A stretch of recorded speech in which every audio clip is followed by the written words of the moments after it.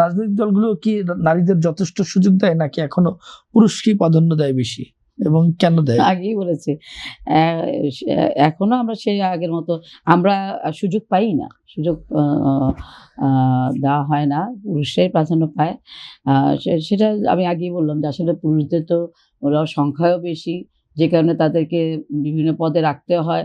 আর আমাদের মহিলারা যেহেতু ওই উপর পর্যায়ে যেটা বললাম সিদ্ধান্ত গ্রহণে বা মেন পদগুলোতে এখনো আমাদেরকে সেভাবে বিবেচনা করা হয় না। কিন্তু এটা খুবই দুঃখজনক।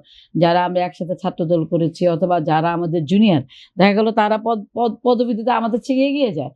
এটা যে একজন রাজনৈতিক নেত্রীর জন্য কতটা মানে অপমানজনক, মানে এটা আসলে আ দল বিবেচনা রাখা উচিত। হ্যাঁ?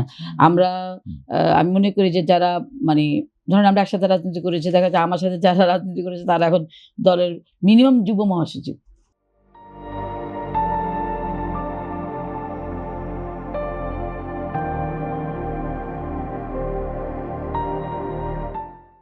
হুম? তা আমরা দেখা যায় একটা সম্পাদক। হ্যাঁ? তো এখন আপনি যদি একটা রাজনৈতিক প্রোগ্রামে যান, অবশ্যই মানে চেয়ার সিটিং থেকে শুরু করে সবকিছুই তার আগানো। তো এগুলো আমাদের মেয়েদেরকে কিন্তু অনেক, নারীদেরকে অনেক পীড়া দেয়, এবং এটা কিন্তু অনেক দুঃখজনক, এবং অনেক সময় কিন্তু অনেকেই কিন্তু মান অভিমানে পরবর্তীতে ঘরে ঢুকে যায়।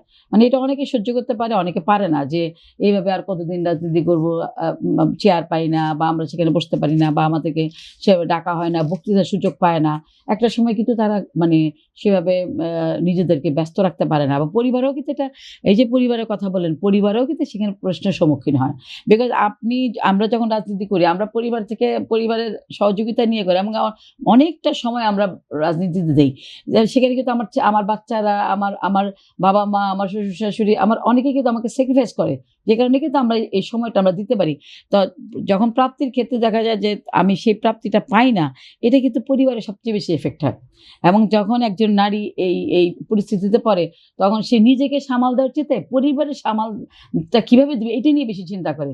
যে আমার বাচ্চা সাফার করেছে, আমার স্বামী সাফার করেছে, আমার আ আত্মীয়স্বজনরা সাফার, আমি তাদেরকে কি উত্তরটা দেব? এই যে জিনিসটা, এটাই কিন্তু আমাদের সবচেয়ে বেশি পীড়া দেয়। এবং আমরা আশা করি যে আমাদের বর্তমান প্রধানমন্ত্রী তিনি যেভাবে নারীদেরকে এগিয়ে দিচ্ছেন, এবং তিনি তার নির্বাচনী ওয়াদায় তিনি বলেছেন ৫১% নারীর জন্য তিনি ফ্যামিলি কার্ডের কথা বলেছেন, এবং তিনি বলেছেন যে দেশের আর্থসামাজিক উন্নয়নের জন্য, গ্রামীণ অর্থনীতিকে সচল রাখার জন্য, এবং তিনি ফ্যামিলি কার্ডের প্রচলন করেছেন, এবং তিনি একজন নারীকে স্বাবলম্বী হওয়ার জন্য যেইভাবে তিনি ফ্যামিলি কার্ডের প্রবর্তন করেছেন, এবং তিনি আগামী বাজেটের মধ্যে ফ্যামিলি কার্ডকে এগিয়ে নিয়ে যাওয়ার জন্য তিনি যেভাবে বাজেট প্রণয়নের কথা বলেছেন, এবং ওনার ৫ বছরে উনি বলেছেন যে আমি প্রতিটা ঘরে আমি নারীদেরকে মহিলাদের ফ্যামিলি কার্ড পৌঁছে দেব।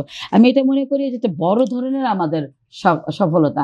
এই যে যেমন শহীদ রাষ্ট্রপতি জিয়াউর রহমান তিনিও যেমন বলেছিলেন যে নারীদেরকে ঘরে রেখে সমাজের এবং পরিবারের, সমাজের এবং দেশের উন্নয়ন সম্ভব নয়। ঠিক তেমনিভাবে আমার নেত্রী বেগম খালেদা জিয়া তিনি যেভাবে নারী শিক্ষার উপরে জোর দিয়েছিলেন, তিনি যেভাবে ইন্টারমিডিয়েট পর্যন্ত বিনা বেতনে শিক্ষা প্রবর্তন করেছিলেন, ছাত্রীদের উপবৃত্তির ব্যবস্থা করেছিলেন, বর্তমান প্রাইম মিনিস্টার সেই একই পথে হেঁটে আসছেন। তিনিও বলছেন যে আমি উচ্চশিক্ষা দ্বাদশ শিক্ষা পর্যন্ত করবেন, উচ্চশিক্ষাও তিনি নারীদেরকে অবৈতনিক চিন্তাভাবনা করছে, এবং তাদের মধ্যে যারা ভালো রেজাল্ট করবে তাদেরকে তিনি উপবৃত্তির চেষ্টা করছে। এবং যে ফ্যামিলি কার্ডটা, এটা যদি আপনি শহরে টের পাবেন, আপনি যদি গ্রামে যে আপনি কথা বলেন, নারীদের সাথে মহিলাদের সাথে কথা বলবেন, দেখবেন এটা কত একটা বড় ধরনের এফেক্ট। একটা মেয়ের জন্য ৳২৫০০ কিন্তু গ্রামে অনেক কিছু। একটা পরিবারের ১০ মানে ৫০ ভাগের ২০ ১০০ ভাগের ২০% কিন্তু তার এইটা দেশে তার অভাব মেটাতে পারে। তো সেখানে আমি মনে করি যে একজন নারীকে স্বাবলম্বী করার যে উদ্যোগ নিয়েছে সেজন্য আমি সাধুবাদ জানাই, এবং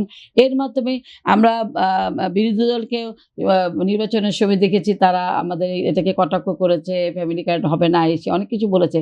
কিন্তু আমরা সত্যিই ভাগ্যবান যে আমাদের বর্তমান প্রধানমন্ত্রী তিনি ফ্যামিলি কার্ড দিয়ে তিনি তার প্রধানমন্ত্রী কার্যক্রম শুরু করেছেন।